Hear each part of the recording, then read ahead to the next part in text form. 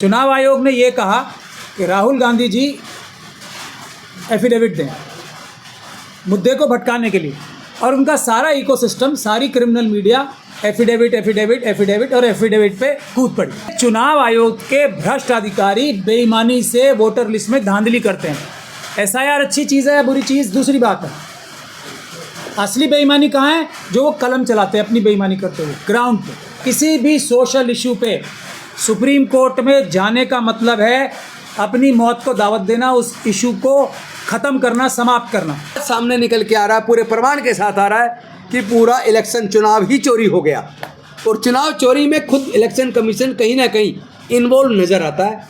क्योंकि जब भी इस तरह की वीडियो आती है कि कोई व्यक्ति जो बीजेपी से जुड़ा है वो वोट डाल रहा है और साथ में वीडियो भी बना रहा है, और वो बता रहा है मैंने 1 वोट फर्जी डाली, 2 डाली, 3 डाली, वीडियो चला के दिखा रहा है, और उसके ऊपर इलेक्शन कमीशन की तरफ से कोई कार्रवाई दिखती नहीं है। तो इलेक्शन कमीशन आखिर किसके लिए काम कर रहा है? पिछले लोकसभा चुनाव से इस लोकसभा चुनाव तक महाराष्ट्र के अंदर केवल लगभग 32 लाख नए वोट बने, और फिर 5 महीने के अंदर लोकसभा चुनाव के बाद विधानसभा के चुनाव आते ही 5 महीने के अंदर करीब 1 करोड़ नए वोट बन गए। तो आखिर ये नए वोट कहाँ से आ गए अचानक 5 महीने के अंदर? एक एक एड्रेस पे अगर 80-80, 60-60 लोग वोट बनवाए हैं, या एक हॉस्टल का आया कि वहाँ पे हज़ारों की मात्रा में वोट हैं, तो ये सब वोट की चोरी खुलेआम हो रही है, और उसमें इलेक्शन कमीशन संजीदा नहीं दिखता, असंवेदनशील दिखता है। और इलेक्शन कमिश्नर्स का भी नार्को टेस्ट अगर हो, देश में जरूरत पड़ सकती है इसकी। एक्स्ट्रा ऑर्डिनरी सिचुएशन है, सुप्रीम कोर्ट को एक्स्ट्रा ऑर्डिनरी फैसले लेने होंगे। पहले दिन जब राहुल गांधी ने प्रेस कॉन्फ्रेंस एड्रेस किया, किसी भी गोदी मीडिया के फ्रंट पेज पर वो नहीं था, लेकिन पहले ही दिन 14 करोड़ लोगों ने इस चीज़ को व्यू किया सोशल मीडिया के माध्यम से, आपके माध्यम से, जिसके लिए हम आपके आभारी हैं, और हम चाहते हैं कि इस बात को आगे आप ही बढ़ाएं। डोनाल्ड ट्रंप का समस्तीपुर में बन गया है वोटर कार्ड, और यही चुनाव आयोग और यही सरकार जो हर जगह कहती है अस्पताल जाइए तो आपको आधार कार्ड दिखाना पड़ेगा, ट्रेन में चढ़िए तो आधार कार्ड दिखाना पड़ेगा, हवाई जहाज़ पे चढ़िए तो आपके आधार कार्ड देखे जाएंगे, होटल में चेक इन कीजिए तो आधार कार्ड देखे जाएंगे। लेकिन अभी चुनाव आयोग ने कहा कि आधार कार्ड डबल बन रहे हैं, फर्जी हैं। कौन है शासन में? गृह मंत्री क्या कर रहा है? लोगों को तैयार करेंगे कि भारत में जितने भी चुनाव आयोग के ऑफिस हैं वहाँ पे 50,000 से 1 लाख लोग जाके इसका घेराव करें, क्योंकि चुनाव आयोग अब संवैधानिक संस्था नहीं, बीजेपी का ऑफिस बन के रह गया है।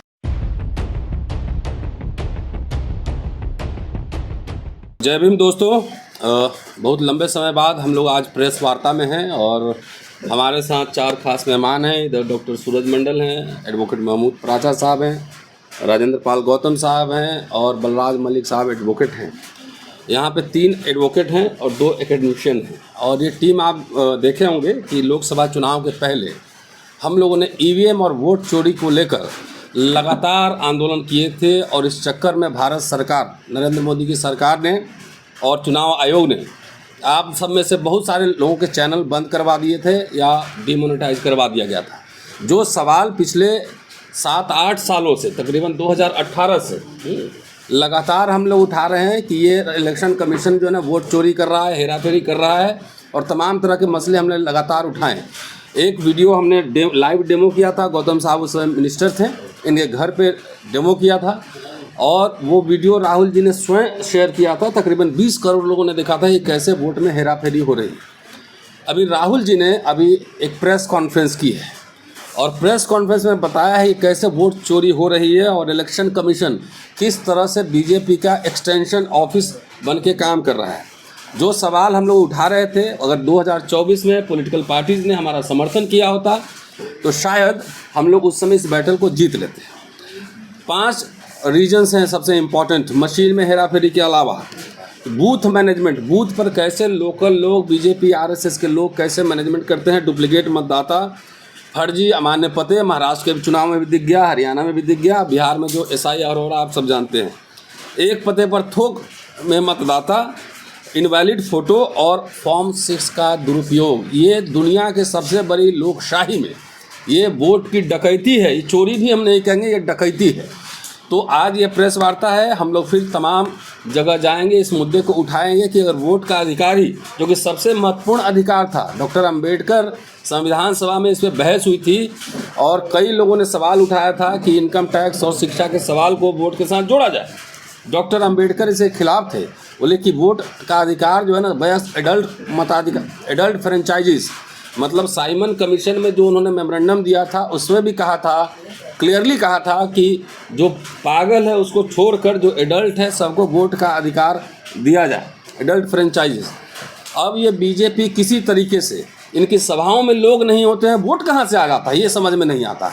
लगातार हम लोग ये सवाल उठाते रहें, अब ये सवाल ये आंदोलन का रूप लेगा और आज इस प्रेस वार्ता के माध्यम से हम आप सबसे अपील करना चाहते हैं कि बिहार विधानसभा चुनाव से पहले इसको व्यापक मुद्दा बनाया जाए और जिस तरीके से 2 अप्रैल और 5 मार्च को भारत बंद का आह्वान हुआ था, हम आह्वान करेंगे, लोगों को तैयार करेंगे कि भारत में जितने भी चुनाव आयोग के ऑफिस हैं वहाँ पे 50,000 से 1 लाख लोग जाके इसका घेराव करें, क्योंकि चुनाव आयोग अब संवैधानिक संस्था नहीं, बीजेपी का ऑफिस बन के रह गया है, मनमानी पे मनमानी कर रहा है। हमारे सभी साथी बात रखेंगे धीरे धीरे और ये आंदोलन पुनः हम लोग फिर जीवित करेंगे।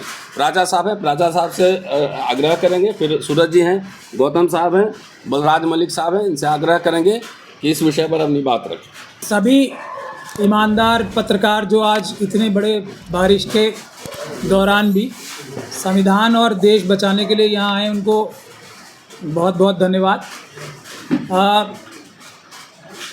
प्रोफेसर रतनलाल साहब ने बिल्कुल सही बात कही। अगर पॉलिटिकल पार्टीज़ हम लोगों की बात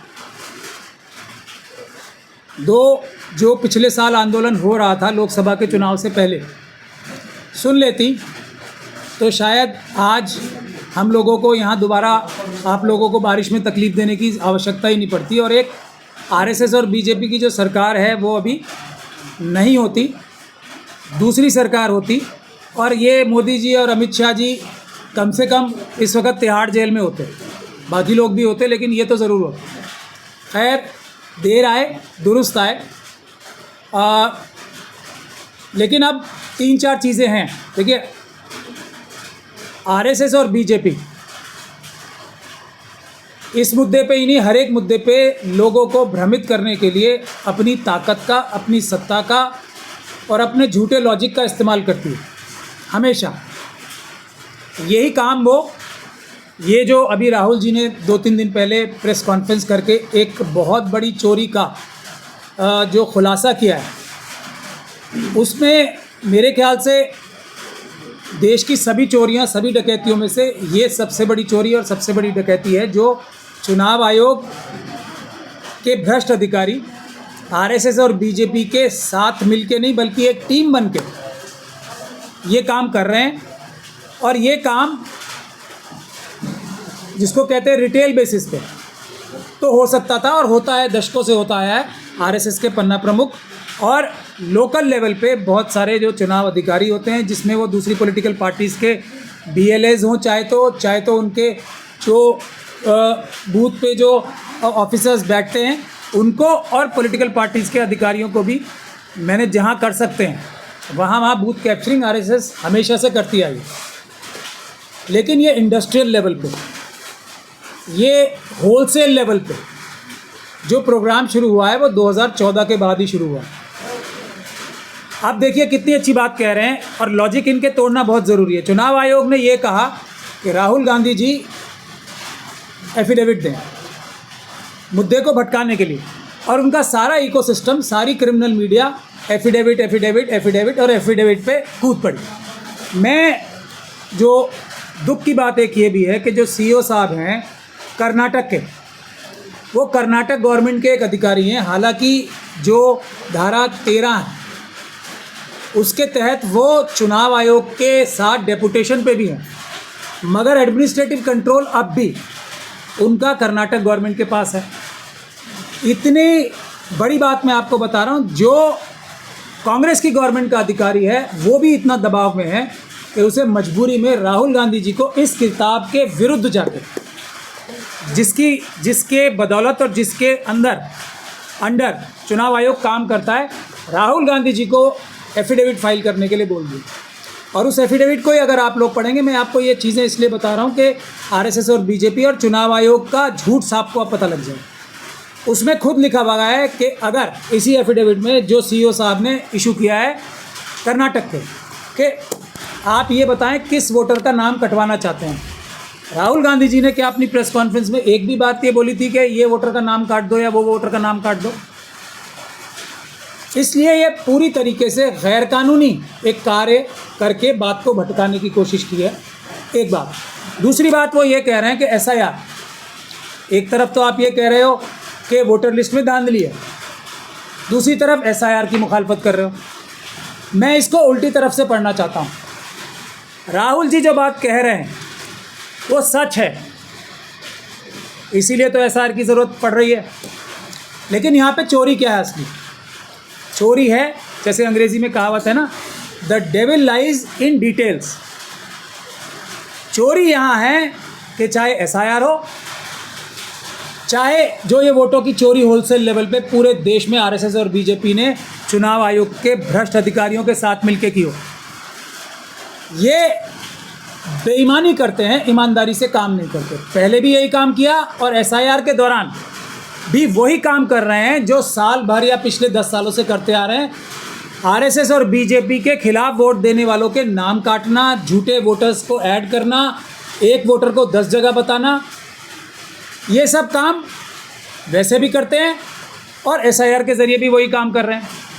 तो बुनियादी बात क्या हुई कि चुनाव आयोग के भ्रष्ट अधिकारी बेईमानी से वोटर लिस्ट में धांधली करते हैं। एसआईआर अच्छी चीज़ है या बुरी चीज़ दूसरी बात है, असली बेईमानी कहाँ है? जो वो कलम चलाते हैं अपनी बेईमानी करते हुए ग्राउंड पे। तो अब अगर, और एक और एग्जांपल मैं आपको दूंगा, इसी चुनाव आयुक्त ने, इलेक्शन कमीशन ऑफ इंडिया ने वेस्ट बंगाल में ममता बनर्जी साहब की गवर्नमेंट में ये निर्देश दिए हैं कि ये 2-3 अधिकारी जो हैं इन्होंने वोटर लिस्ट में धांधली की है, उनके खिलाफ एफआईआर करो। ये दी है ना। राहुल गांधी जी ने एक असेंबली कॉन्स्टिट्यूंसी में 1 लाख से ज़्यादा झूठे वोटों की सबूत दिए हैं। तो वही चुनाव आयोग इसके लिए तो एफिडेविट मांग रहा है और ममता बनर्जी जो वेस्ट बंगाल के जो इलेक्शन उनके खुद के अधिकारी हैं उनके खिलाफ एफआईआर की बात कर रहा है। यहाँ एफआईआर की बात नहीं करेगा। ये बेईमानी असली चोर है। ये जो बेईमानी भरी हुई है कूट कूट के अंदर, उनके अंदर एक ही मापदंड अप्लाई नहीं होगा। अब एसआईआर के कितने सबूत आ चुके हैं कि एसआईआर में बेईमानी हो रही है। मुझे थोड़ा दुख के साथ कहना पड़ रहा है कि इस किताब में ही ये लिखा हुआ है कि चुनाव आयोग ने जो ये, और हम लोग इसके समर्थक नहीं हैं, ये जो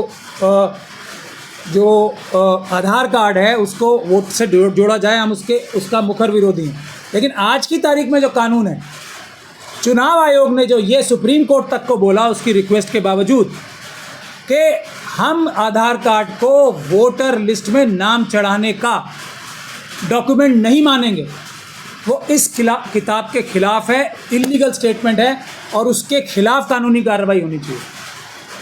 दुख की बात यह है कि ये बात सुप्रीम कोर्ट तक में हाईलाइट नहीं की गई है और सुप्रीम कोर्ट को भी शायद ये बात नहीं पता थी, इसीलिए वो रिक्वेस्ट कर रहे हैं। अदरवाइज़ डायरेक्ट करते हैं कि ये तो आपकी मैंडेटरी चीज़ है, आधार कार्ड को मानना आपकी ही किताब में लिखा हुआ है। इतनी बड़ी हद तक बेईमानी जब हो रही है तो इसका सलूशन क्या है? मैं अपनी बात छोटे में ही समाप्त करूंगा।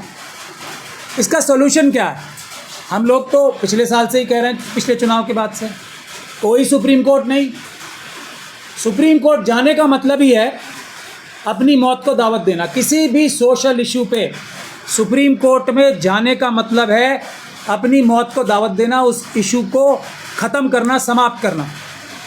और इसका एग्जाम्पल ये एसआईआर में भी साबित हो गया। किरण रिजिजू साहब हमारे पार्लियामेंट्री अफेयर्स मिनिस्टर हैं, वो इतनी बड़ी आंदोलन, इतने सारे मेंबर ऑफ पार्लियामेंट एसआईआर के खिलाफ आंदोलन कर रहे हैं, खड़े होके डिमांड कर रहे हैं एसआईआर पे चर्चा हो। क्या कह रहे हैं किरण रिजिजू साहब?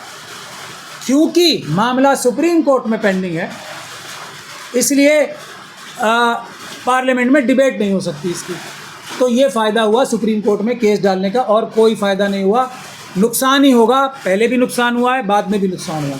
सुप्रीम कोर्ट के अलावा अगर केसेस डाले जाएंगे तो शायद थोड़ा बहुत फ़ायदा, और मैं ये बहुत गार्डेड वर्ड में कह रहा हूँ, थोड़ा बहुत फ़ायदा हो सकता है। जो थोड़ा बहुत फ़ायदा हम लोगों ने डिस्ट्रिक्ट कोर्ट्स में और सुप्रीम हाई कोर्टों में केस डाल के लिया भी। सुप्रीम कोर्ट में जाने का मतलब ही मौत है, तो सुप्रीम कोर्ट तो जाना ही नहीं चाहिए पहले। और सुप्रीम कोर्ट के लोग तो खुद ही कह चुके हैं, जजेस कह चुके हैं कि आप अपोजिशन पार्टीज़ का जो काम है वो हमसे ना लें, अपोजिशन का काम हम नहीं कर सकते। तो अब करने की बात यह है कि राहुल जी ने एक बहुत बड़े सबूतों का गट्ठर दे दिया है इस बात के लिए, क्योंकि ये अपराध कर्नाटक में हुए हैं। तो हम लोगों ने ऑलरेडी दिल्ली में, और दिल्ली में तो अमित शाह ही पुलिस है, तो वो तो कहाँ इस पर कार्रवाई करते, हम लोगों ने बिल्कुल इतनी बड़ी संख्या में तो सबूत नहीं हम जुटा सकते थे, हमारी ताकत नहीं है, लेकिन कुछ सबूत काफ़ी बड़ी संख्या में निकाल के हमने पार्लियामेंट स्ट्रीट पुलिस स्टेशन में कंप्लेंट की थी। लेकिन अब राहुल गांधी जी के खुलासे के बाद तो सबूतों का मतलब इतना ढेर लग गया है कि पूरी की पूरी पुलिस फोर्स जो है वो दब जाएगी सबूतों में, इतना आ गया। लेकिन कंप्लेंट हमने कर रखी थी। एफिडेविट की बात कर रहे हैं ना राहुल गांधी जी से, झूठे एफिडेविट की। एफिडेविट हमने कोर्ट में जो कंप्लेंट, जब एफआईआर नहीं हुई तो राहुल गांधी जी से जो एफिडेविट मांगा है उससे ज़्यादा एफिडेविट मैंने खुद अदालत में फाइल कर रखा है। तो अगर वो ईमानदार हैं तो राहुल गांधी जी का भी एफिडेविट है और एक दूसरे नागरिक का भी एफिडेविट है। जो करना है इस पर कार्रवाई कर लें। ये चुनाव आयोग को भी हम भेज चुके हैं, तो इस पर अभी अदालत में तारीख आ रही है, तो एफआईआर हमें उम्मीद है हो जाएगी। मगर अब सोल्यूशन दो हैं जो मैं आपसे गुजारिश करना चाहता हूँ। पहला, जो खड़गे जी ने कहा इंडिया गठबंधन के बिहाफ पे भी, और राहुल जी ने भी कहा कि आंदोलन होना है, वो अल्टीमेट इसका सॉल्यूशन है। उससे पहले एक और बात राहुल जी ने कही, वो ये कही कि कर्नाटक गवर्नमेंट से उन्होंने अगले दिन प्रेस कॉन्फ्रेंस के ये गुजारिश की है कि वो इस पर कोई ना कोई कानूनी कार्रवाई करे। तो अगर कर्नाटक की गवर्नमेंट इसमें एफआईआर दर्ज करती है, कोई भी व्यक्ति जाके कर सकता है एफआईआर दर्ज। कर्नाटक गवर्नमेंट का काम सिर्फ इतना सा है कि एक ईमानदार और समझदार पुलिस ऑफिसर को इस केस का आईओ बना दे, दैट्स इट। अगर ईमानदार और समझदार ऑफिसर बन जाएगा तो वो कानून के हिसाब से सबसे पहले तो मुकदमे दर्ज करेगा, और मुकदमे दर्ज जो होंगे इसमें वो इतने सेक्शंस लगने वाले हैं इसमें, क्योंकि ये पैसे की भी अमानत खयानत है। अभी चुनाव आयोग ने पिछले ही हफ्ते पैसे भी बढ़ाए हैं अपने BLOs के और इलेक्टोरल रोल ऑफिसर्स के। क्यों? मेरा ये मानना है, मेरा ओपिनियन है कि रिश्वत के तौर पे बनाए हैं कि हम आपको पैसे दे रहे हों क्योंकि हम आपसे गलत काम करा रहे हैं। ये अभी अभी बढ़ाए हैं, कई सालों से, मतलब 20-25 साल से नहीं बढ़े थे पैसे, चलिए बढ़ा दिए। तो ये पैसा और जो दूसरा पैसा उन्हें मिलता रहा उसमें उन्होंने अमानत में ख़यानत की है। अगर राहुल जी ने जो सबूत दिए हैं वो वोटर लिस्ट को मेंटेन करने की जिम्मेदारी पूरी तरीके से इलेक्टोरल रोल ऑफिसर्स के ऊपर होती है, चुनाव आयोग के ऊपर होती है। नागरिक के ऊपर ज़ीरो जिम्मेदारी है। ज़ीरो मतलब ज़ीरो। अगर आप चाहेंगे सवालों में तो आपको मैं प्रावधान भी बता दूंगा सभी। एक बात तो हो गई है। साथ के साथ जो राहुल जी, कांग्रेस पार्टी और दूसरे लोग मांग रहे हैं, machine readable digital voter list जो चुनाव आयोग दे भी रही है, तो इस फॉर्म में PDF के दे रही है कि वो कन्वर्ट भी ना हो सकें कागज़ से, उस फॉर्म में मशीन रीडेबल में कन्वर्ट भी ना हो सकें। तो वो भी, ये जो आईओ होगा ईमानदार, वो तो अपने आप जाके चुनाव आयोग के सिस्टम में से अपने आप ले लेगा ना, उसके पास तो कानूनी शक्ति आ जाएगी BNSS के ज़रिए। तो ये दोनों चीज़ें अपने आप मिल जाएंगी। और उसके बाद दूसरी चीज़ है, और उसका कोई तोड़ नहीं है, आंदोलन अगर हो गया शुरू तो जनता अपने आप संभाल लेगी। और राहुल गांधी जी कोई कांग्रेस पार्टी की तरफ से कांग्रेस पार्टी चुनाव जीत रही है या नहीं जीत रही है उसलिए नहीं बोल रहे हैं। पूरी देश की जनता का दबाव है, वो लीडर ऑफ द ऑपोजिशन है।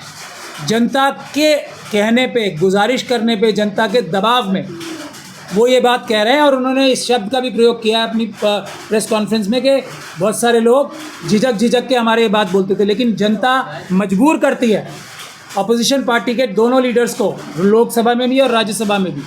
सिविल सोसाइटी मजबूर करती है उन्हें। हम दबाव डालते हैं उनके ऊपर कि आप ये करो, आंदोलन करो। देश की जनता, और मैं ये बात अपनी तरफ से नहीं कह रहा हूँ, सिविल सोसाइटी में पूरे जितने भी लोग हैं उनकी तरफ से कह रहा हूँ, देवा सायम साहब की तरफ से कह रहा हूँ, जस्टिस कोलसे पाटिल साहब की तरफ से कह रहा हूँ, डॉक्टर प्यारेलाल गर्ग की साहब तरफ से कह रहा हूँ, और मेरे साथी तो यहाँ बैठे ही हैं। राहुल गांधी जी के पास कोई ऑप्शन नहीं है। देश की जनता उनसे कह रही है आप आगे आओ और लड़ो, हम आपके साथ हैं।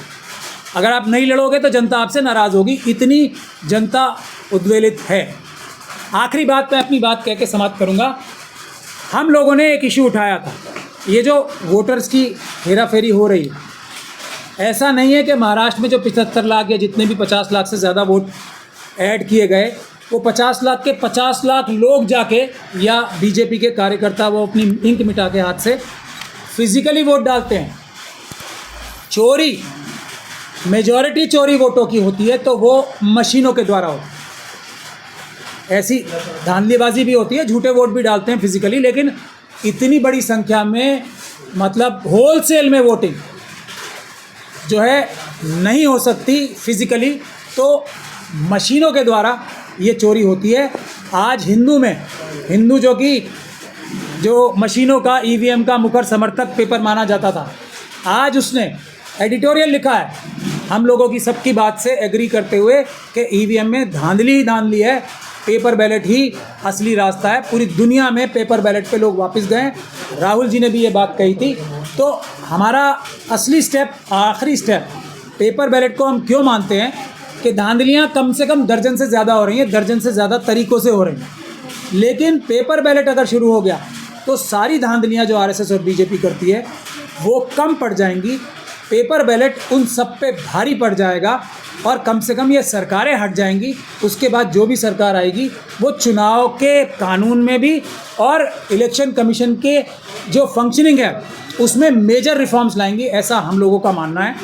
और फिर इस देश में बाबा साहब का दिया हुआ हक, जो एक वोट का अधिकार बराबर था, जो इस देश की बुनियाद है, इस देश के संविधान और इस देश की बुनियाद है, जड़ है, वो वापस आ जाएगी। यही हम आप लोगों से गुजारिश करना चाहते थे। अभी हमारे बाकी साथी बोल रहे हैं, उसके बाद अगर कोई सवाल आप पूछना चाहेंगे, कोई भी टेक्निकल मुश्किल से मुश्किल सवाल आप पूछना चाहें तो यू आर मोस्ट।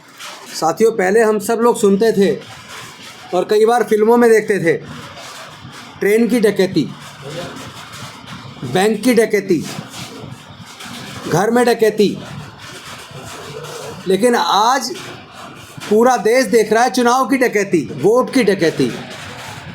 जब पूरे देश के लोगों की वोट की चोरी कर कर केंद्र में एक सरकार बनवा दी, वो भी वोट की डकैती करके। और ऐसे में जो संवैधानिक संस्थाएं हैं, उन संवैधानिक संस्थाओं से जिनसे ये उम्मीद की जाती थी कि वो संविधान के लिए काम करेंगी, चूँकि संविधान ने उनको पावर दी है।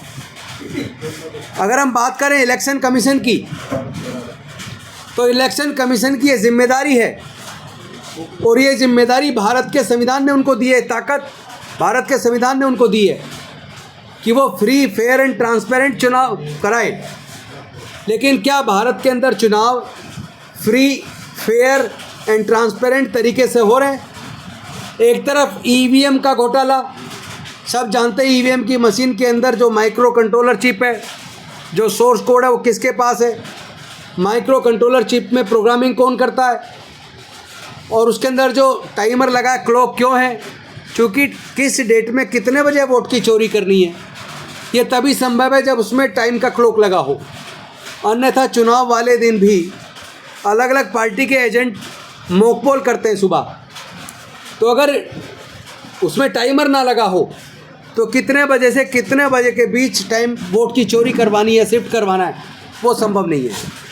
तो एक तरफ तो ईवीएम मशीन खुद अपने आप में संदिग्ध है, और दूसरी तरफ हम देखते हैं कि जब भी कोई वोट चोरी का मामला आता है, घोटाला आता है, जैसा आदरणीय राहुल गांधी जी ने तो इतने बड़े प्रमाण, इतनी बड़ी मात्रा में प्रमाण सामने रख दिए, लेकिन हम देख रहे हैं कि भारतीय जनता पार्टी और उनसे जुड़े लोग कहते हैं कि वो कोर्ट क्यों नहीं जाते। अक्सर आप देखोगे भारतीय जनता पार्टी, आरएसएस से जुड़े लोग कहते हैं वो कोर्ट क्यों नहीं जाते, आप कोर्ट जाओ। तो मैं आपको कोर्ट का भी सच बता दूं, आपको याद होगा राजस्थान का भंवरी देवी वाला केस, जिस केस के अंदर सामूहिक बलात्कार हुआ था उनका, लेकिन कोर्ट ने मुलजिमों को ये कह के छोड़ दिया, चूँकि मुलजिमान स्वर्ण जाति के हैं, और इसमें जो पीड़िता है वो अछूत समाज से है। ये उम्मीद नहीं की जा सकती कि स्वर्ण जाति का व्यक्ति अछूत महिला को छुएगा, इसलिए रेप होने का तो सवाल ही नहीं पैदा होता। यानी एक ऐसी जातिवादी मानसिकता का अगर जज है हाई कोर्ट के अंदर, तो उस जज से न्याय की उम्मीद क्या करें। और उन्होंने एक्यूज को बाइज्जत बरी कर दिया।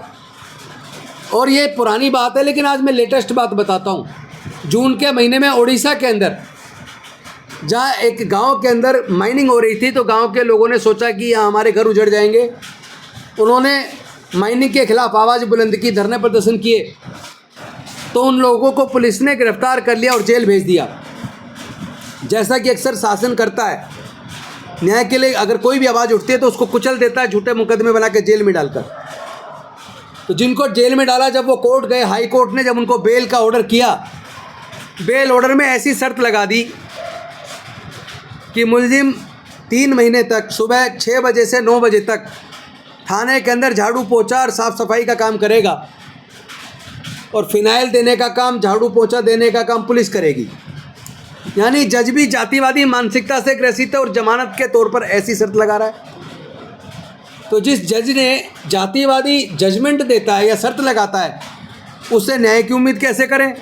शायद इसी वजह से, चूँकि आज सर्वोच्च न्यायालय, उच्च न्यायालय के अंदर काफ़ी बड़ी मात्रा में जातिवादी मानसिकता वाले, मनुवादी सोच वाले लोग जज बन गए। मैं सारे जजों को नहीं कहूँगा, बहुत सारे जज बहुत ईमानदारी से, बहुत अच्छे से, संविधान के तरीके से, कानून से चलते हैं, कानून से काम करते हैं, निष्पक्ष जजमेंट देते हैं। लेकिन काफ़ी मात्रा ऐसे जजों की भी है जो कहीं ना कहीं मनुवादी सोच की वजह से, जातिवादी सोच की वजह से उनके निर्णयों में भी न्याय नज़र नहीं आता।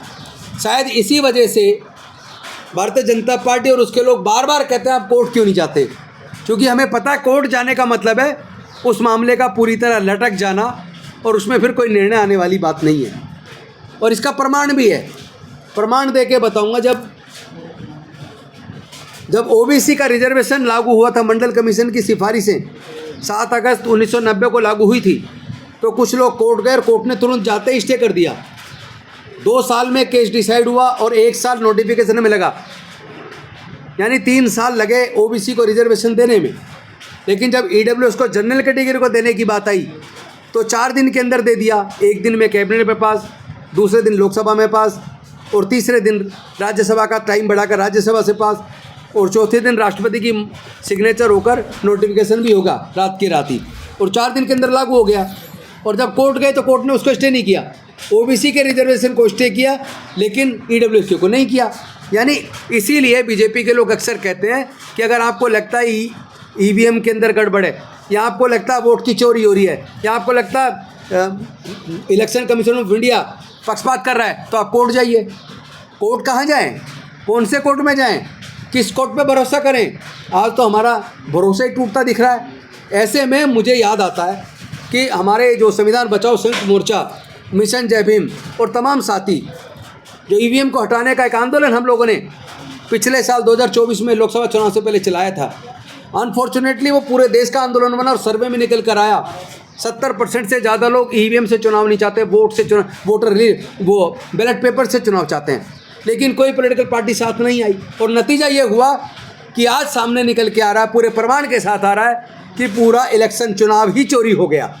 और चुनाव चोरी में खुद इलेक्शन कमीशन कहीं ना कहीं इन्वॉल्व नज़र आता है, क्योंकि जब भी इस तरह की वीडियो आती है कि कोई व्यक्ति जो बीजेपी से जुड़ा है वो वोट डाल रहा है और साथ में वीडियो भी बना रहा है, और वो बता रहा है मैंने 1 वोट फर्जी डाली, 2 डाली, 3 डाली, वीडियो चला के दिखा रहा है, और उसके ऊपर इलेक्शन कमीशन की तरफ से कोई कार्रवाई दिखती नहीं है। तो इलेक्शन कमीशन आखिर किसके लिए काम कर रहा है। फ्री, फेयर एंड ट्रांसपेरेंट चुनाव कराने की जिम्मेदारी संविधान ने दी, लेकिन उस जिम्मेदारी को निभाने में तो वो पूरी तरह विफल है। तो इलेक्शन कमीशन के इस व्यवहार से हम लोग दुखी हैं, क्योंकि जिस तरह 5 साल के अंदर पिछले लोकसभा चुनाव से इस लोकसभा चुनाव तक महाराष्ट्र के अंदर केवल लगभग 32 लाख नए वोट बने, और फिर 5 महीने के अंदर लोकसभा चुनाव के बाद विधानसभा के चुनाव आते ही 5 महीने के अंदर करीब 1 करोड़ नए वोट बन गए। तो आखिर ये नए वोट कहाँ से आ गए अचानक 5 महीने के अंदर। एक एक एड्रेस पे अगर 80-80, 60-60 लोग वोट बनवाए हैं, या एक हॉस्टल का आया कि वहाँ पे हज़ारों की मात्रा में वोट हैं। तो ये सब वोट की चोरी खुलेआम हो रही है और उसमें इलेक्शन कमीशन संजीदा नहीं दिखता, असंवेदनशील दिखता है।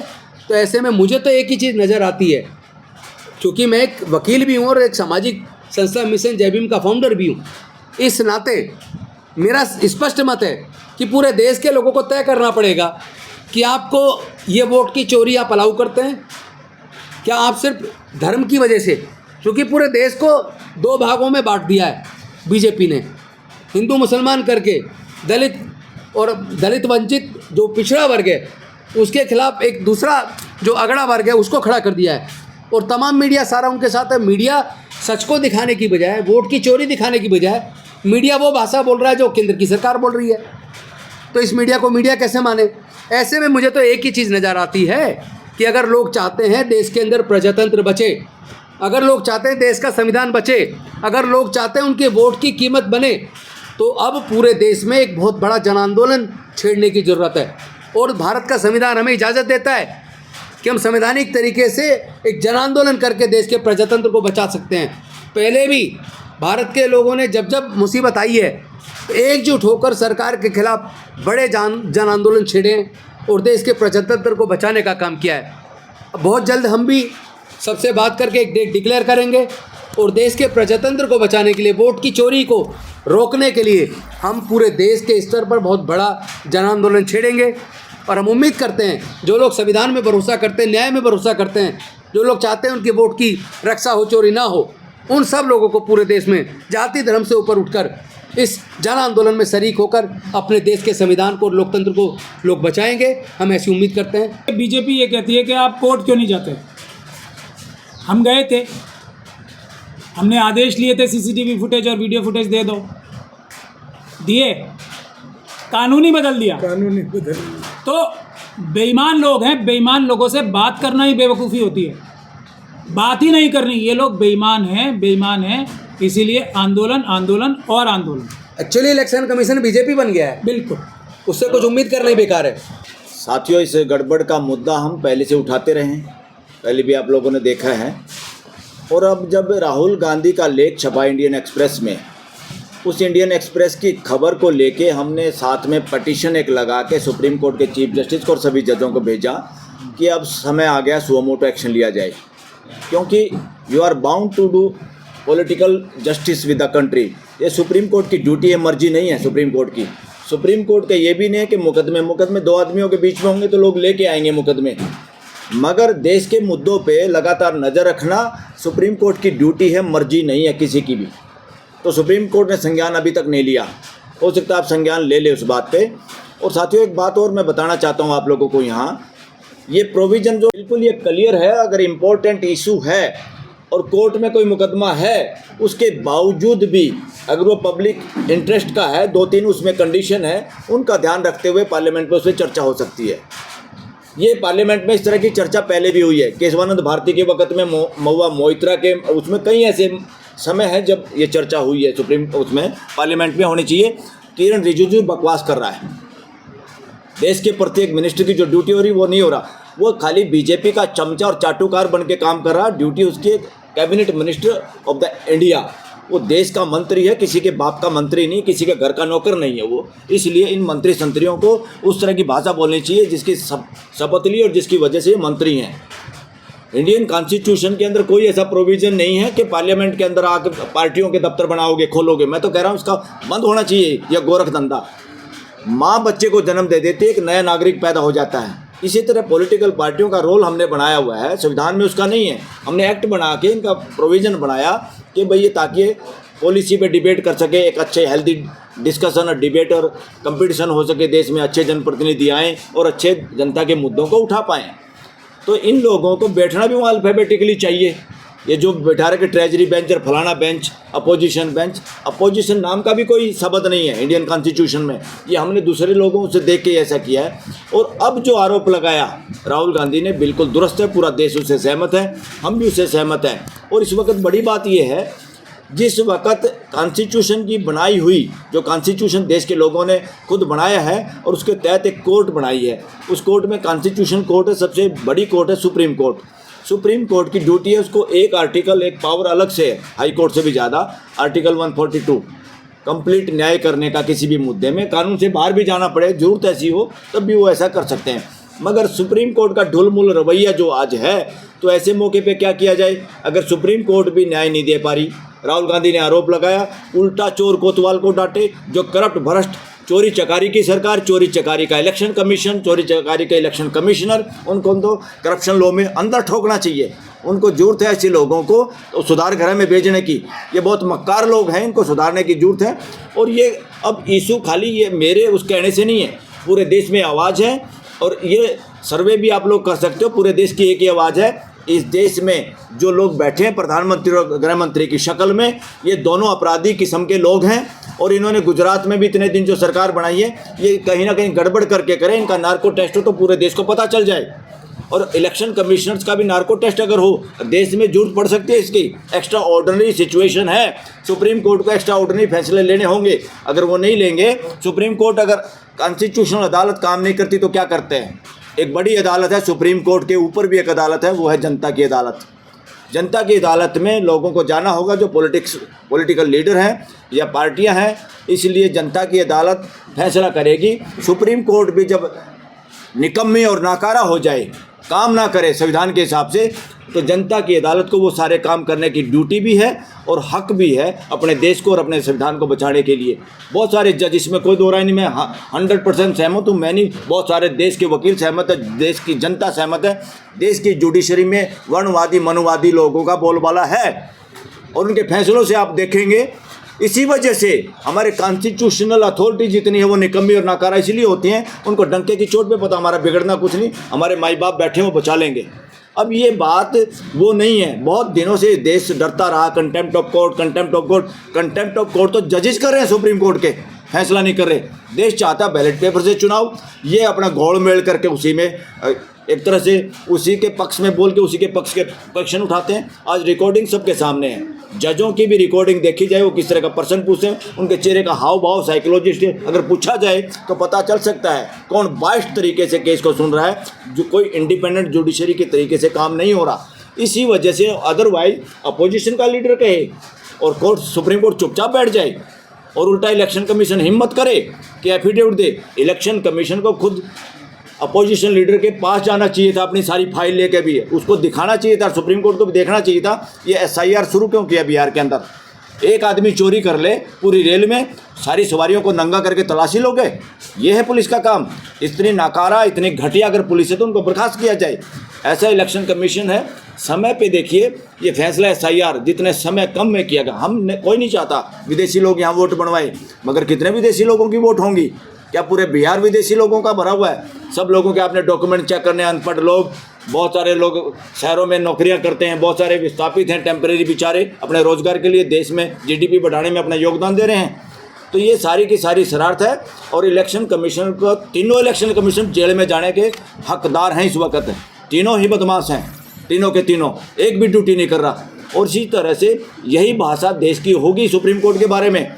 और आने वाले वक्त में जन आंदोलन जनता की अदालत न केवल सरकार और इलेक्शन कमीशन के खिलाफ होगी, इस देश की सुप्रीम कोर्ट और हाई कोर्ट दिल्ली के खिलाफ भी होगी। क्योंकि ये लोग अगर काम करें तो देश में इतनी अफरा तफरी और कॉन्स्टिट्यूशनल अथॉरिटी इतनी बेलगाम नहीं घूम सकती।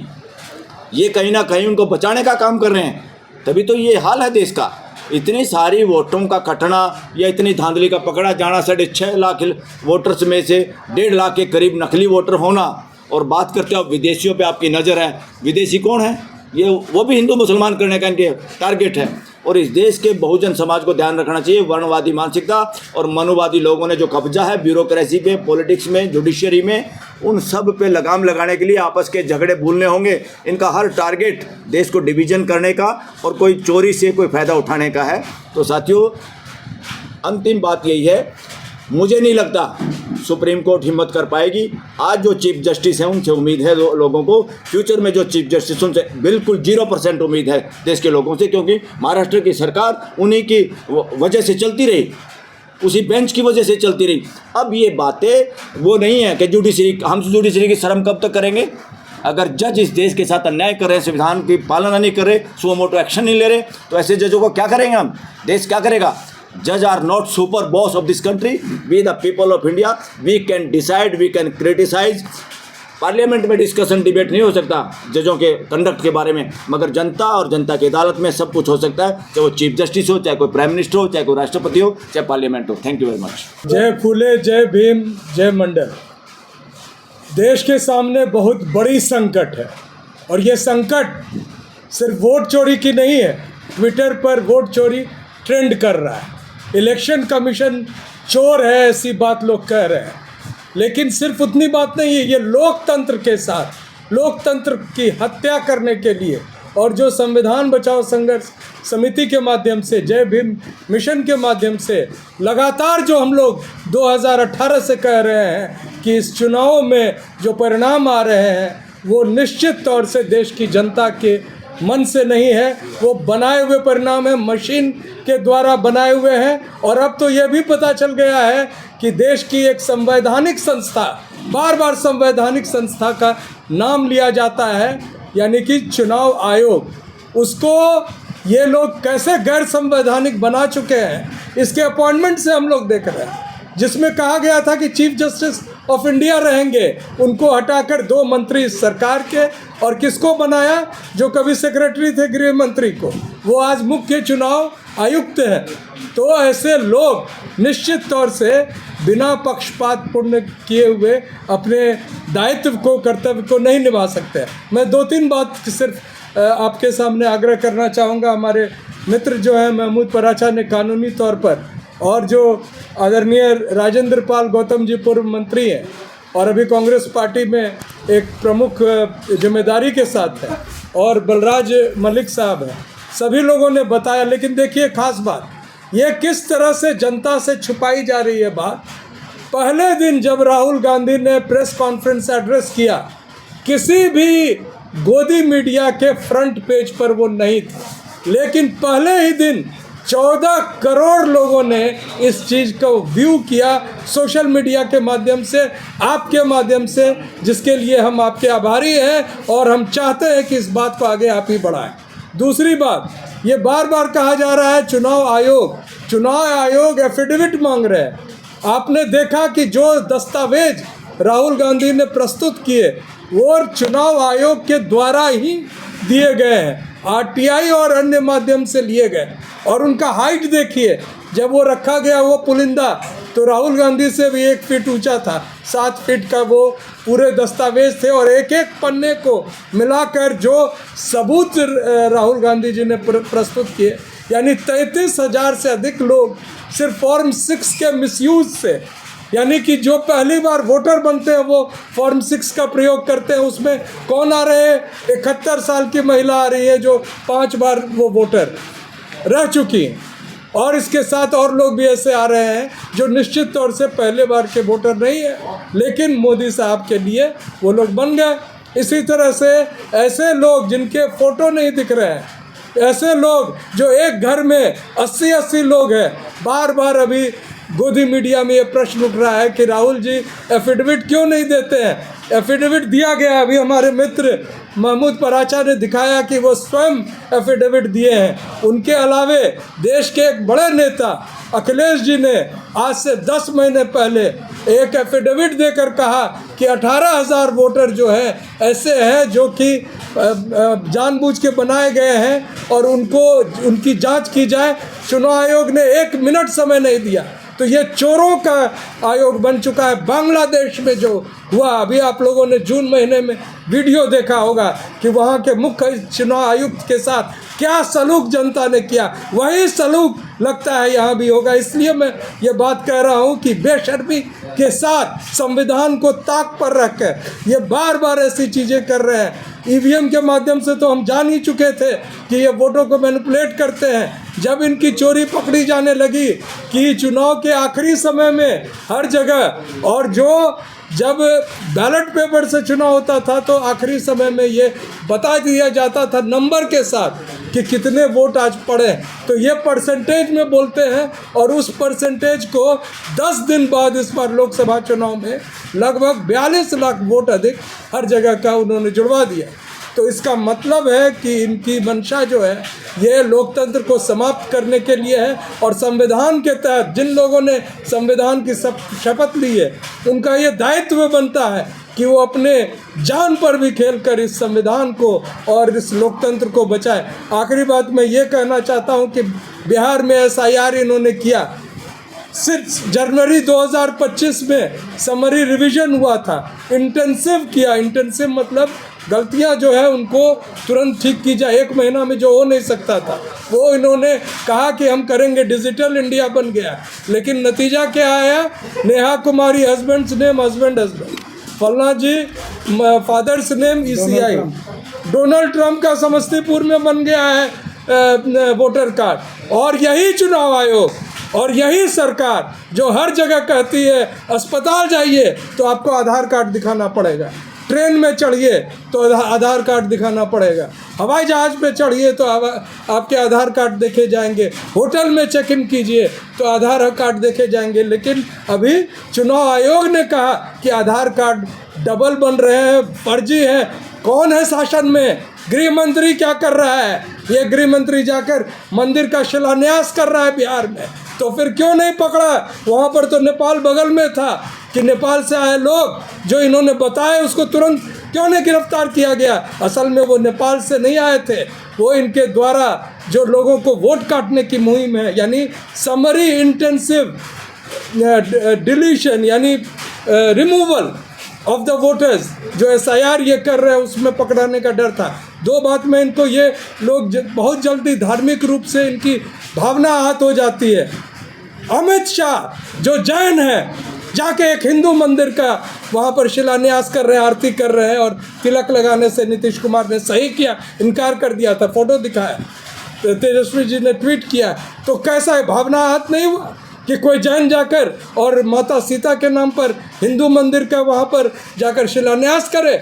और अभी देखिए दिल्ली में झंडेवाला में पीछे में 22 तल्ला का वो बना गया है, यानी माता के शिखर से ऊपर अगर दूसरे धर्म का वो कोई व्यक्ति बनाता, क्योंकि व्यक्ति ही बनाया होगा, RSS कोई संस्था नहीं है, तो परमिशन किसे मिला होगा? एक व्यक्ति को मिला होगा, और वो व्यक्ति माता के मंदिर के शिखर से कई गुना ऊपर पीछे में उस जगह जो कि अरावली हिल्स का रॉक है, जहाँ एनवायरनमेंट के हिसाब से मना है बनाना कुछ भी, वहाँ जब बना दिया तो और माता के ऊपर शिखर से भी 10 गुना ऊपर चला गया, तो भावना आहत नहीं हुई? लोगों की भावना आहत हुई है। लेकिन ये लोग वो हैं जो भावना आहत के नाम पर सिर्फ केस करते हैं और लोगों को परेशान करते हैं। ऐसे लोग हैं जो देश को और लोकतंत्र को मिटाने के लिए कृत संकल्प है, और जिनसे हमारा भी संकल्प है कि हर तरह से हम लड़ेंगे और इनकी एक नहीं चलेगी।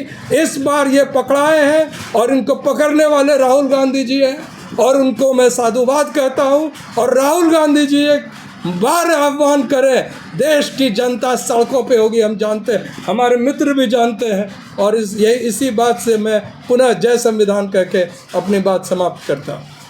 जय। कल की तारीख में सुप्रीम कोर्ट ने एक और बहुत इम्पॉर्टेंट जो प्रिंसिपल है उसको जजमेंट के रूप में एक तरह से पेश कर दिया है। वो ये है कि झुकती है दुनिया झुकाने वाला चाहिए। अभी एक जस्टिस पारदीवाला साहब हैं, मैं उन्हें ईमानदार और बहुत इंटेलिजेंट जज मानता हूँ, ठीक है। उन्होंने एक आदेश पारित किया इलाहाबाद हाई कोर्ट के एक जज साहब के बारे में, क्योंकि उन्होंने सुप्रीम कोर्ट की सीरीज़ ऑफ जजमेंट्स के खिलाफ जाके एक फ़ैसला दिया। मैं फ़ैसले पे नहीं जाना चाहता क्योंकि मुद्दा वो नहीं है। 13 इलाहाबाद हाई कोर्ट के जजेस ने सिग्नेचर कैंपेन किया, और उसके बाद हमारे जो चीफ जस्टिस ऑफ इंडिया साहब हैं, गवई साहब, उन्होंने एक चिट्ठी लिखी, पर्सनल चिट्ठी, एडमिनिस्ट्रेटिव साइड पे चिट्ठी जस्टिस पारदीवाला साहब को कि आप अपना ये आदेश जो है ये वापस ले लीजिए।